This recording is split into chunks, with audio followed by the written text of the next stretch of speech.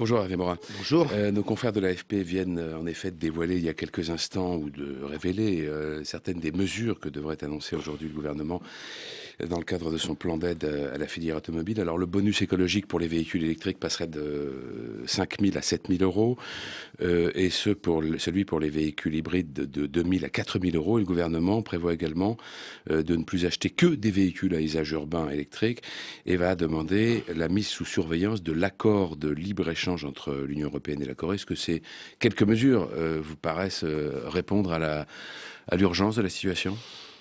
Écoutez, face à la crise du secteur automobile, il y a au moins trois choses que je voudrais dire. La première, c'est que le procès qui est fait à la famille Peugeot, à la gestion d'une entreprise qui produit 2 fois plus de voitures en France que Renault, est vraiment honteux, quoi. C'est pas digne.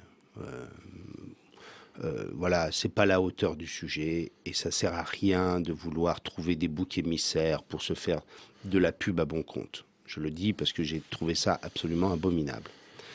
La deuxième chose, c'est que l'automobile, quand on est normand, on sait ce que c'est, puisque une partie des usines Renault, notamment, sont en Normandie, et qu'il y a beaucoup de sous-traitants. Il y a un vrai problème de fond. Le vrai problème de fond, c'est la compétitivité de l'économie française. C'est pas ce que vit l'industrie automobile, elle le vit de plein fouet parce que nos marchés étaient plutôt des marchés du sud de l'Europe, parce que nous ne sommes pas spécialisés sur le même segment que l'industrie allemande, etc. Donc il faut encourager l'innovation, il faut encourager tout ce qui permet d'améliorer la gamme. Mais derrière tout ça, il y a un problème de fond. Ce que vous voulez dire, c'est qu'on traite le problème en aval au lieu de le traiter en amont. Il y a un problème de fond qui est propre à toute l'économie française, c'est que nous avons un vrai déficit de compétitivité. C'est pas par hasard que la France enregistre mois après mois depuis des années un déficit commercial majeur dans tous les pays européens. C'est pas des déficits commerciaux avec l'Inde ou la Chine. C'est des déficits commerciaux avec l'Allemagne, avec la plupart des pays européens, sauf le Royaume-Uni et l'Espagne. C'est ça la situation de l'économie française. C'est le coût du travail qui est en cause. Et alors donc c'est, dire des choses qui sont désagréables à entendre dans l'oreille d'un Français et pourtant qui sont nécessaires. C'est qu'il faut donner de la flexibilité à l'économie française.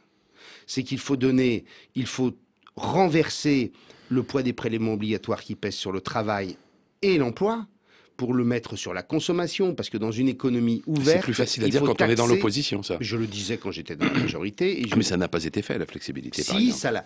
Alors la flexibilité, non.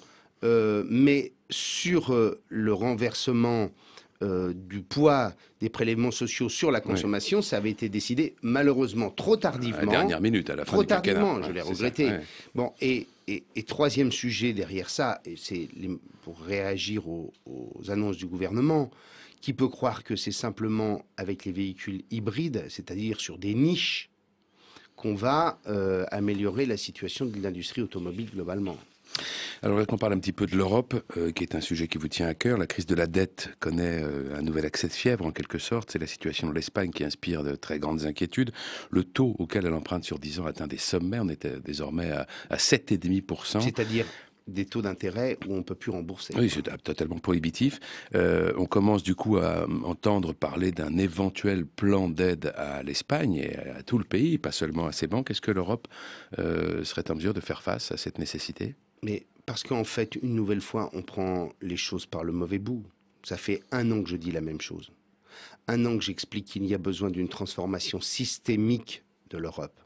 Il faut aller vers l'intégration politique et économique et non pas aligner des mesures de sauvegarde qui, les unes après les autres, vous donnent le sentiment que ça règle la question, sans régler le sujet au fond.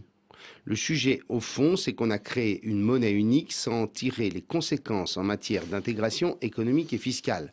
Tant que vous n'aurez pas une politique économique européenne, tant que vous n'aurez pas des politiques budgétaires européennes, c'est-à-dire avec un vrai budget européen, tant que vous n'irez pas vers l'harmonisation sociale, tant que vous n'irez pas vers l'harmonisation fiscale, au moins sur un certain nombre d'impôts, le système va diverger de plus en plus.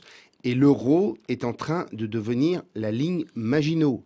En clair, compte tenu des écarts de compétitivité entre le sud de l'Europe et le nord de l'Europe, eh bien, le système est en train de s'effondrer. Et le jour où il s'effondrera, ce sera dramatique. Donc, j'ai dit à François Hollande, quand je l'ai vu il y a un mois, je lui ai dit, il y a urgence que vous soyez le président de la République française qui permette à l'Europe de faire un grand pas vers l'intégration économique et politique de l'Europe. Sinon, tout va foutre le camp. Vous avez vu que l'agence Moody's a révisé la perspective de l'Allemagne, qui passe de stable à négative. C'est pas la situation de l'économie allemande qui est en cause, c'est le fait qu'elle donne parce que beaucoup... l'Allemagne commence à devenir, pour tout le monde, le banquier de l'ensemble de l'Europe. Donc, est-ce qu'on n'est pas au bout de la logique? Les pays qui sont en difficulté sont sanctionnés, dégradés, et ceux qui viennent aider, on leur dit « Oh là là, attention, vous donnez trop, on va vous aussi vous dégrader ». C'est bien ce que je vous dis, parce que... Mais l'Allemagne n'a pas envie de mutualiser tout, on le sait bien. Mais l'Allemagne est là... Attendez, mais vous n'avez pas dû lire les déclarations des grands dirigeants politiques de l'Allemagne, que ce soit du côté de la CDU-CSU que du côté du SPD, indiquant très clairement qu'ils sont prêts à un pas fédéral. Il y a là l'occasion historique de faire avancer l'Europe. Il faut y mettre en même temps de la démocratie, parce qu'on ne peut pas aller vers l'intégration politique et économique sans qu'il y ait de la démocratie. Mais ce chemin-là, la France le refuse. C'est une erreur. C'est une erreur grave. Parce que sinon, je vous dis, l'euro sera la ligne Maginot qui va provoquer l'implosion de la construction européenne et, pire encore, le repli nationaliste. C'est tout de même fou de penser que dans ce monde global, tout le monde s'accorde à reconnaître que c'est vers plus d'Europe qu'il faut aller et que dans le même temps, les peuples européens vont vers le nationalisme. Parce qu'on ne prend pas les choses par le bon bout. Un petit mot du Nouveau Centre, Hervé Morin. Vous avez adressé il y a quelques jours une lettre d'exclusion à une trentaine d'élus militants. Non, j'ai simplement constaté... Qui ont rejoint, laissez-moi expliquer pour les auditeurs,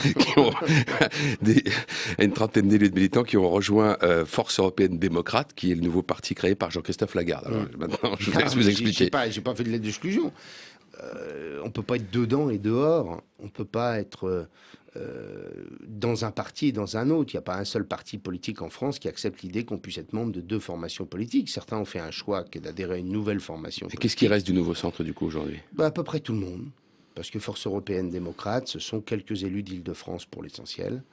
Ce matin, je réunis l'ensemble des cadres du parti. J'ai réuni un comité exécutif hier soir. Nous allons relancer la construction du nouveau centre.